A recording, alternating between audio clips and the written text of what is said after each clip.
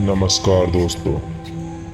मेरा नाम चन्ना है और आप सुन रहे हैं रियल हॉरर स्टोरीज।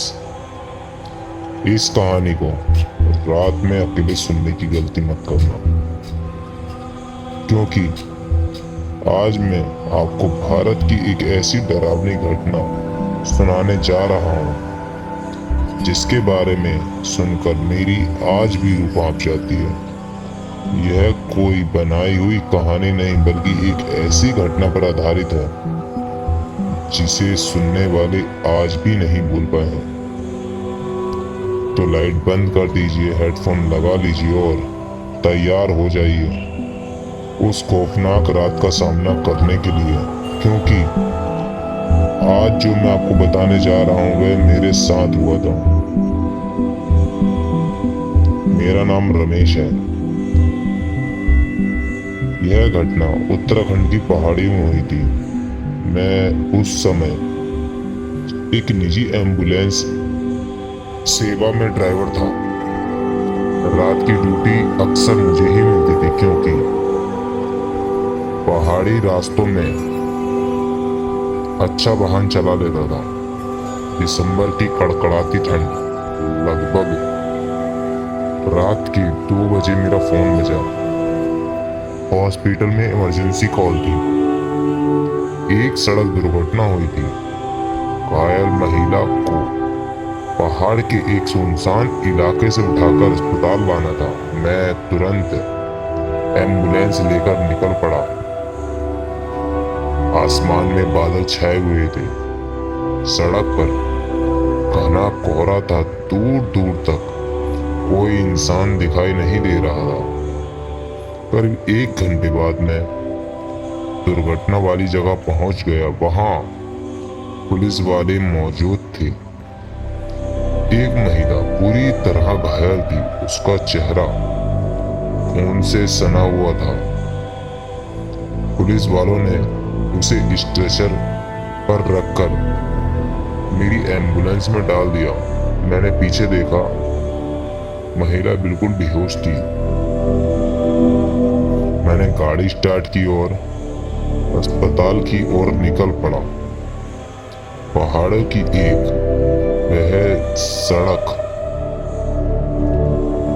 दिन में भी डरावनी लगती थी, लेकिन उस रात वहां ऐसा लग रहा था जैसे पूरा जंगल जाग रहा हो। अचानक मेरे रियर व्यू मिरर में कुछ दिखाई दिया। मेरे पीछे स्ट्रेचर पर पड़ी महिला बैठी हुई थी। मैं घबरा गया। मैंने तुरंत ब्रेक लगाया। मैंने पीछे जाकर देखा, महिला वहीं लेटी हुई थी जैसे कुछ हुआ ही ना हो। मैंने सोचा शायद थकान की वजह से मुझे भ्रम हुआ होगा, लेकिन अंदर कहीं डर बैठ गया।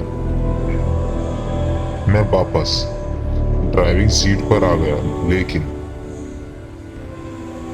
गाड़ी स्टार्ट नहीं हुई। मैंने दोबारा सेल्फ मारा।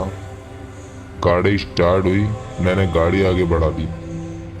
करीबन 10 मिनट बाद फिर वही हुआ। इस बार मैंने साफ देखा, महिला मिरर में बैठी हुई थी और सीधे मेरी तरफ देख रही थी। उसकी आंखें पूरी तरह सफेद थी। मैंने डर के मारे मिरर दूसरी तरफ घुमा दिया। दिल इतनी तेज धड़क रहा था कि उसकी आवाज मुझे खुद सुनाई दे रही थी। तभी पीछे से एक आवाज आई, मुझे वापस ले चलो। मेरे हाथ सुन पड़ गए। मैंने हिम्मत करके पीछे देखा। महिला पहले की तरह बेहोश पड़ी थी, लेकिन आवाज मैंने साफ साफ सुनी थी। अब मुझे समझ नहीं आ रहा था कि मैं क्या करूं। मैंने भगवान का नाम लिया और गाड़ी तेज कर दी। कुछ देर बाद सड़क किनारे मुझे एक बूढ़ी औरत दिखाई दी। रात के 2:30 बजे जंगल के बीच वह सफेद साड़ी पहने खड़ी थी।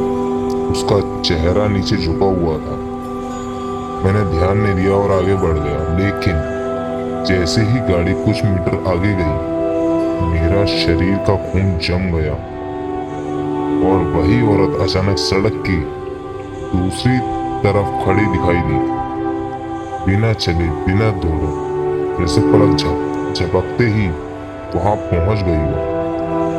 मेरे हाथ कांपने लगे। मैंने एक्सीलेटर पूरी तरह दबा दिया। एम्बुलेंस तेजी से भागने लगी। तभी पीछे से जोर जोर से दरवाजा पीटने की आवाज आने लगी। धड़ाम धड़ाम धड़ाम। ऐसा लग रहा था जैसे कोई अंदर से बाहर निकलने की कोशिश कर रहा हो।